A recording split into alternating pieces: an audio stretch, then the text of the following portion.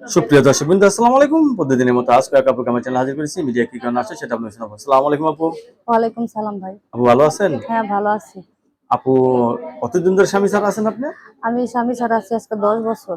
আচ্ছা আপু, এখন যদি আপনাকে কেউ বিয়ে করতে চায় রাজি আছেন? হ্যাঁ, রাজি আছি। অনেকে তো বউ চলে গেছে, বউ মারা গেছে, এরা যদি আপনার প্রেমে পড়ে যায় কি করবেন? বিয়ে বসবেন? হ্যাঁ, বিয়ে বসবো। আচ্ছা, অনেকে সে তো যদি বাচ্চা আমার কোনো দায়িত্ব নিতে চায়, আমি রাজি আছি। মানে আপনার দায়িত্ব নিতে চাইলে আপনি রাজি আছেন হ্যাঁ। না? লেখাপড়া করছেন কিছু? হ্যাঁ, লেখাপড়া করছি। ফ্যামিলিতে বাবা মা ভাই বোন কয়জন আপনারা? আমার মা আছে, বাবা নাই।